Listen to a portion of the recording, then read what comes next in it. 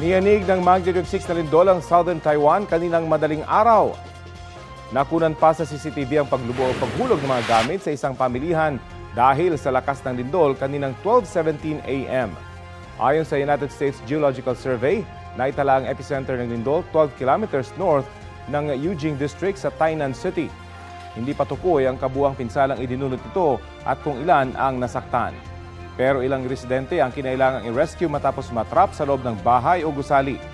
Marami ang panandaliang pinilikas mula sa mga gusali kabilang ang isang OFW sa Taiwan na si Marshi.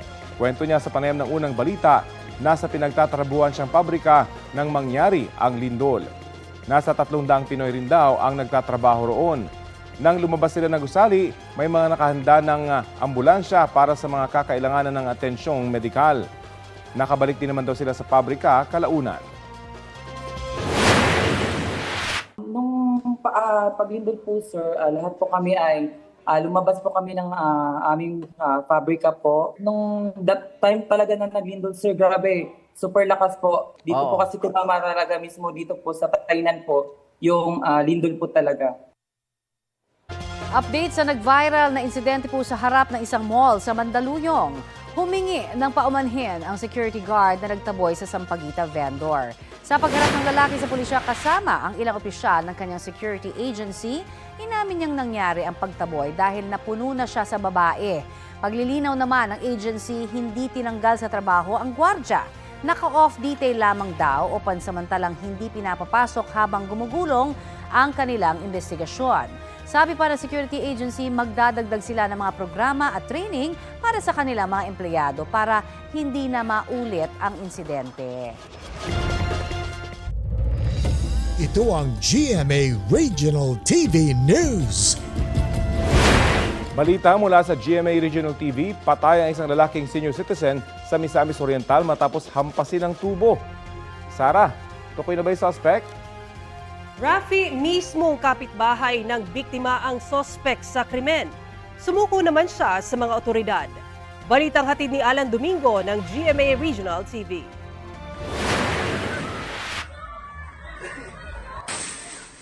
Pasado alas 8 ng umaga nitong Biyernes, nakuna ng video ang isang lalaki na tila may hinahampas. Ayaw! Inaawat na siya ng mga tao sa lugar pero patuloy siya sa pananakit. Lalaking 73 anyos pala ang hinahampas ng lalaki gamit ang tubo. Kini nga suspect, dako man siya kay lawas niya, bataon mo pa gud siya, 53 anyos, na ilog niya ang GI pipe nga gihapak pagid si kuno sa iya ha. So, sa suspect, nakuha niya ang tubo. Og mao iyang gibunal sa nawong mao ang hinungdan sa kamatayon sa kuana. Sumuko kalaunan ang suspek na napag-alamang kapitbahay ng biktima. Di na siya nagbigay ng pahayag. Hindi pa malinaw kung ano ang motibo sa krimen. Sa Lapu-Lapu City, Cebu, 3 ang patay at 1 ang kritikal sa pamamaril. Unang binaril ng suspek ang nakaalitan niyang lalaking kapitbahay. Sunod na binaril ang nakasalubong na babaeng kolektor ng isang lending company. Pangatlong biktima, ang isa pang kapitbahay na bumili ng gamot para sa 2 taong gulang na anak na may sakit. Isa pang biktima ang kritikal. Arestado ang suspek na umamin sa krimen. Aminado rin siyang gumagamit ng iligal na droga. Buwa ko ito, pero di kay kuhay, kaya di man kumahaya ng drugs. Kaya di mo sa normal naman ako. Pila man kakuha ni mo na gamit? Di man yung dagdan kayo. Pagka matay nila, wadyo ko maluoy. Kaya ang yung mga katulo po silon sa ang mga panuway. Alan Domingo ng GMA Regional TV, nagbabalita para sa GMA Integrated News. Sa Cagayan de Oro City, sugatan ng isang lalaki matapos pagtadagain ng kanyang kapitbahay gamit ang lagaraw o isang mahabang machete. Ayon sa pulisya, kasama ng biktima ang kanyang mga kaibigan nang bigla raw siyang lapitan ng sospek at pinagtataga. Agad dinala sa paggamutan ng biktima na nagtamo ng malalaking sugat sa ulo at kaliwang braso. Agad na aresto ang sospek sa tulong ng mga residente at barangay tanod. Na-recover din ang ginamit niyang lagaraw. Base sa investigasyon, nakainom noon ang sospek nang tagain niya ang kapitbahay. Umamin din daw ang sospek sa pulisya na meron silang lumang alitan ng biktima. maharap ang sospek sa reklamong frustrated homicide. Sinisika pa ng GMA Regional TV na makuha ang kanyang pahayag. Mga mare, Gordon Ramsay is in the Philippines. Binisita ng multi-Michelin starred chef ang kanyang restaurant sa bansa. May pakulo rin siya ng mini Master Chef competition kahapon. Kabilang sa nagpaandar sa paggawa ng halo-halo ang Pinoy content creator na si Ninong Rai. Enjoy ang viewers kasama ang kapuso star na si Christian Bautista, pati na sina Chef Elite Manaig at Chef Jose Sarasola. Si Lumpia Queen Abby Marquez na nakatsikahan na natin dito sa Balitang Hali. Kumasa rin sa hamon ni Chef Gordon. Ang signature dish niyang Beef Wellington, ginawa ng lumpia version. Mukha namang approved yan sa taste buds ng culinary icon.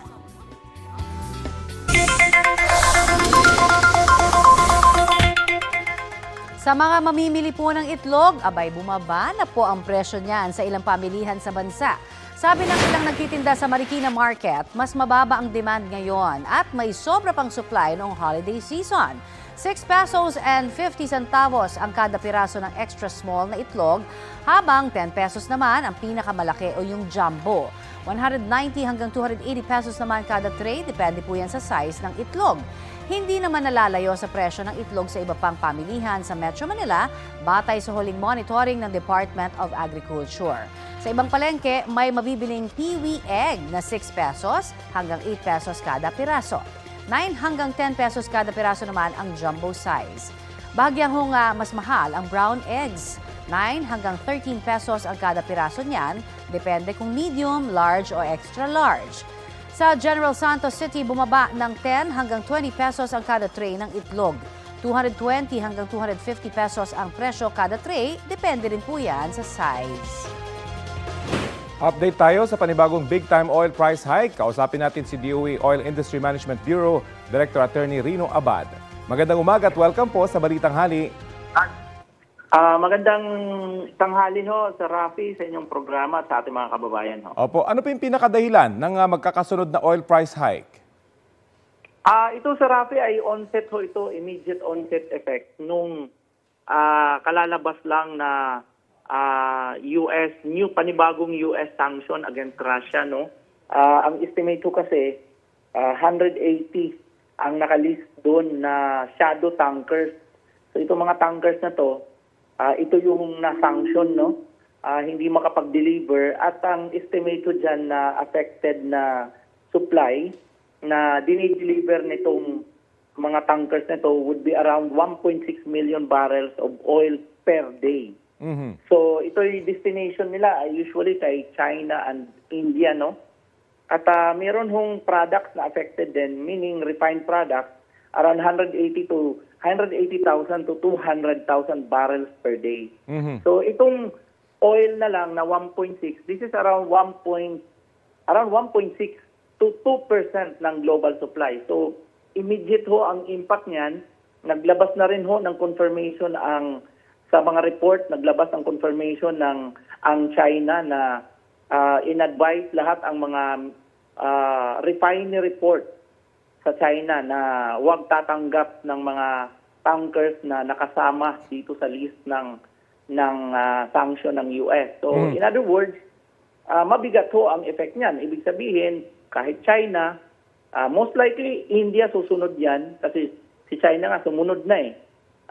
Mukhang hindi makaka-deliver ang mga tankers na to, affecting immediately yung supply nitong estimated 1.6 million barrels of oil. So in short po, later on ho, Sir Rafi, makaka-adjust naman ang market niyan, magkakaroon ho yan ng replacement gaya ng OPEC Plus na may delay na ginawa.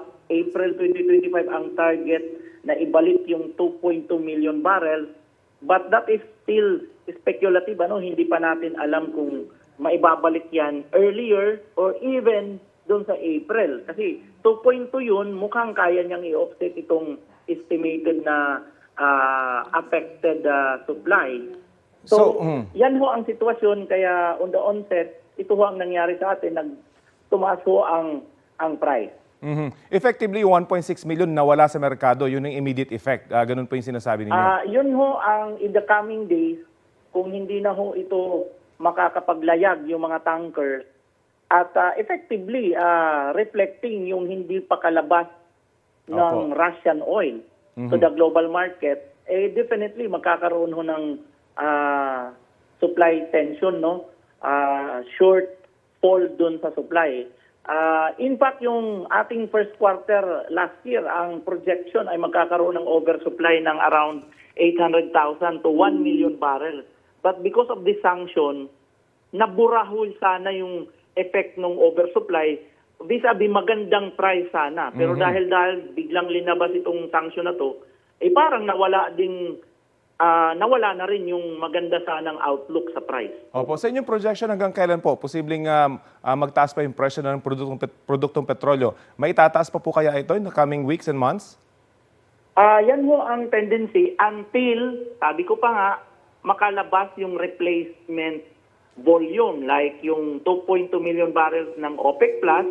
At ngayon, recently, nag-announce po si President Trump, kasama na ho yung kanilang sanction na yon, sinunda naman nila na ang US daw magbo-boost ng supply.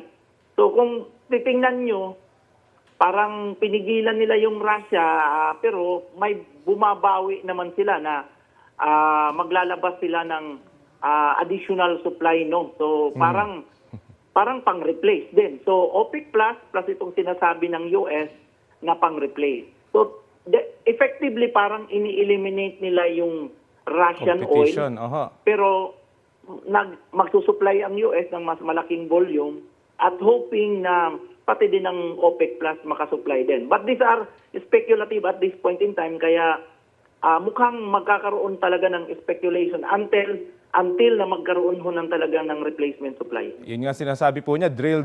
Pero gaano po kaya kabilis na mangyayari ito kapag sila nag-boost na at pinaigting yung kanilang drilling operation?